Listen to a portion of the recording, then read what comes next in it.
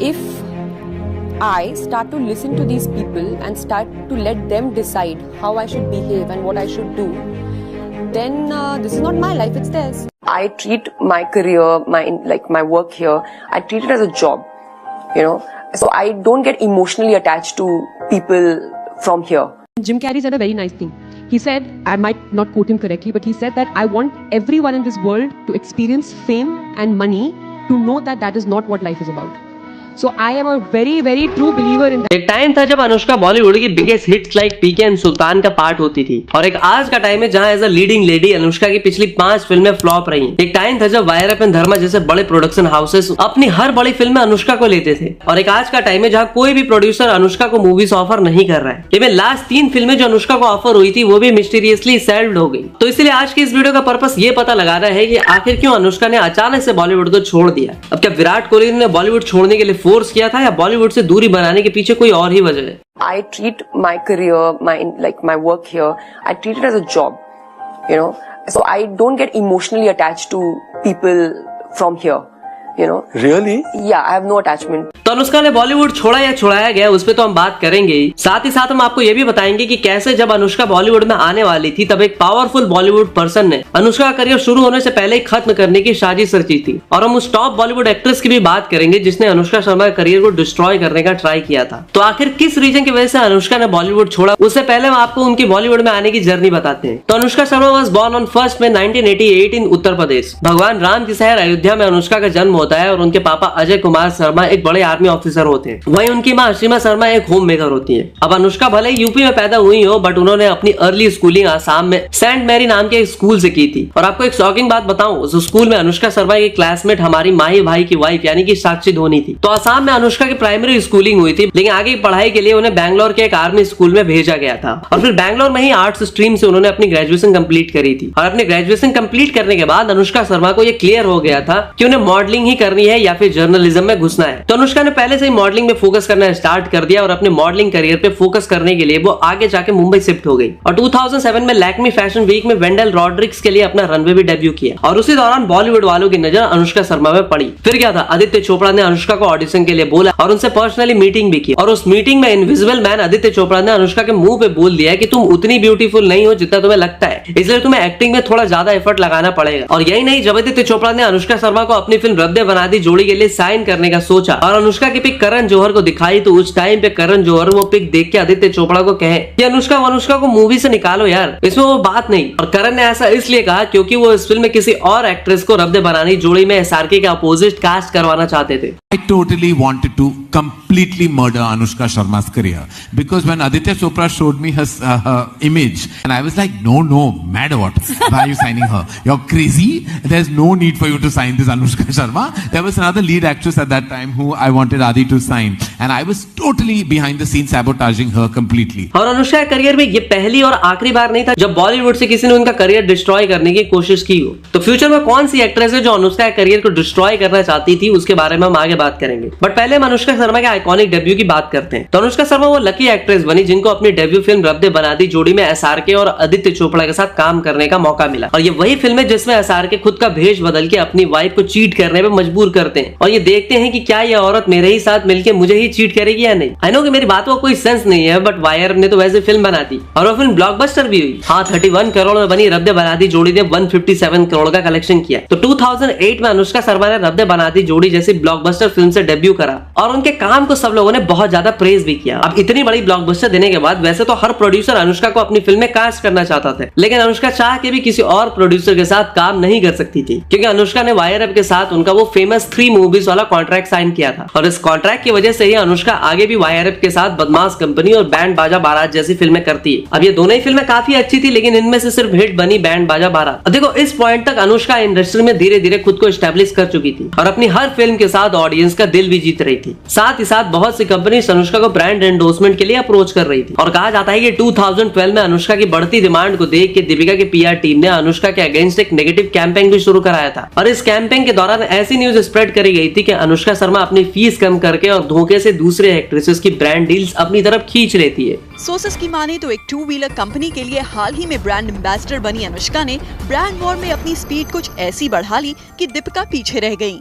कहा जा रहा है कि ब्रांड के लिए दीपिका को भी कंसिडर किया जा रहा था और जब अनुष्का को ये बात पता चली तो उन्होंने अपनी प्राइस को 1 करोड़ से कम कर लिया। जब इस न्यूज के बारे में अनुष्का को पता चला तो वो दीपिका पर इतना गुस्सा हो गई कि उन्होंने ओपनली कहा कि मुझे किसी की ब्रांड डील छीनने की जरूरत नहीं है और मेरे पास ऑलरेडी काफी सारे ब्रांड डील्स हैं। इवन बहुत से ब्रांड्स तो मेरे साथ अपने कॉन्ट्रैक्ट को रिन्यूड भी किए। और ये जो मैटर था दीपिका एंड अनुष्का का, ये यहीं पे खत्म नहीं हुआ, बल्कि एक रिपोर्टर ने अनुष्का को डिग्रेड करने के लिए अनुष्का से क्वेश्चन पूछा कि इंडस्ट्री में आप सोनम और दीपिका जितना बच क्यों नहीं बना पा रही। तो इसके जवाब में अनुष्का ने एक बहुत ही सैवेज रिप्लाई दिया। अनुष्का ने कहा कि मैं अपनी एक्टिंग टैलेंट की वजह से जानी जाती हूँ, ना कि किसी कंट्रोवर्सी और कपड़ों की वजह से। अब यहाँ इंटरव्यू में तो अनुष्का ने दीपिका की कह के ले ली, बट आगे मैं आपको बताऊंगा कि कैसे 2012 से लेकर 2016 तक अनुष्का ने बॉलीवुड को कैसे डोमिनेट करा और कैसे दीपिका जैसी एक्ट्रेस को पीछे छोड़ दिया। बट इसके बारे में हम नेक्स्ट पॉइंट में बात करेंगे। और उसके बाद कैसे अचानक से प्रोड्यूसर्स ने क्यों अनुष्का को साइडलाइन करना शुरू किया, उस पर भी बात करेंगे। तो 2008 से लेकर 2011 तक अनुष्का शर्मा टोटल 5 फिल्में करती हैं और इनमें से बस 2 फिल्में ही सक्सेसफुल साबित होती है, एक बैंड बाजा बारात और दूसरी रब ने बना दी जोड़ी। तो बेसिकली अब तक अनुष्का को मूवीज तो मिल रही थी, बट अभी भी उनका नाम बॉलीवुड की टॉप एक्ट्रेसेस में से नहीं आता था। तो फिर 2012 में अनुष्का की किस्मत बदलती है जब वो फिर से एसआरके के साथ जब तक है जान में काम करती है और सक्सेसफुल साबित होती है। एक तरफ जब तक है जान अनुष्का के लिए मिनी कमबैक फिल्म होती है, तो 2012 में अपना मिनी कमबैक करने के बाद 2013 में अनुष्का की लाइफ में 2 बड़े इंसिडेंट होते हैं। पहला तो ये कि वो खुद की production company clean slate film open करती है, जिसमें वो आगे जाके पाताल, बुलबुल, परी जैसे सॉलिड कंटेंट बनाती है। और साथ ही साल 2013 में क्लियर नाम की एक एंटी डैंड्रफ शैम्पू के एड शूट के दौरान अनुष्का की मुलाकात विराट से होती है और वो इंस्टेंटली एक दूसरे को डेट करना भी स्टार्ट कर देते हैं। अब जहां अनुष्का ने अपनी लव लाइफ में तो सिक्सर मार ही दिया था, बट अब बारी थी अपनी फिल्मी करियर में सिक्सर मारने की। और फिर क्या था, अनुष्का ने सिक्सर नहीं मल्टीपल सेंचुरीज मार डाली। तो 2012 में एसआरके के साथ जब तक जान जैसे हिट फिल्म देने के बाद 2014 में अनुष्का ने आमिर के साथ पीके जैसी ब्लॉकबस्टर फिल्म दी और फिर 2016 में सलमान के साथ सुल्तान जैसी एक और ब्लॉकबस्टर। और इसी के साथ अनुष्का यंग जनरेशन एक्ट्रेस में इकलौती ऐसी एक्ट्रेस बनी जिसने तीनों खान्स के साथ सक्सेसफुल फिल्में की। साथ ही साथ उस टाइम पे अनुष्का बॉलीवुड की top 2 production houses like Dharma and YRF की फर्स्ट चॉइस बन चुकी थी और ये दोनों ही प्रोडक्शन हाउस अपनी हर बड़ी फिल्म में अनुष्का को as a leading lady cast करने लगी थी। और जहां अनुष्का बिग कमर्शियल हिट्स दे रही थी, वहीं उन्होंने NH10 और परी जैसी वुमेन सेंट्रिक फिल्में भी करी थी और इस तरह के रिस्की फिल्मों में अपनी एक्टिंग पोटेंशियल भी दिखाया था। तो 2016 आते आते अनुष्का बॉलीवुड की टॉप एक्ट्रेसेस में शामिल हो चुकी होती है। और अगर उनकी लव लाइफ की थोड़ी और बात करें तो भैया विराट कोहली को अनुष्का इतनी पसंद आ गई थी कि Virat test and one day series finish करके और एक दिन 2016 में अनुष्का के साथ T20 खेलते हुए वो क्लीन बोल्ड हो जाते हैं। आई मीन 2016 में अनुष्का एंड विराट के ब्रेकअप की न्यूज आने लगती है और इस न्यूज के बाद ही जिन विराट फैंस को लगता था कि अनुष्का पनौती है, बट उन फैंस की खुशी ज्यादा देर टिक नहीं पाती क्योंकि ये ब्रेकअप की न्यूज फॉल्स थी। विराट और अनुष्का की लव लाइफ बिल्कुल परफेक्ट चल रही थी और इतनी परफेक्ट चल रही थी कि 2017 में 11 दिसंबर को इटली में उन्होंने 100 करोड़ खर्च करके एक एपिक मैरिज अरेंज की। बट यहाँ पे इंटरेस्टिंग बात ये है कि 2017 में अनुष्का की शादी होती है, 2018 में अनुष्का ने फिल्मों से रिटायरमेंट ले ली होती। तो अब क्वेश्चन ये आता है कि क्या बॉलीवुड छोड़ना अनुष्का का खुद का डिसीजन था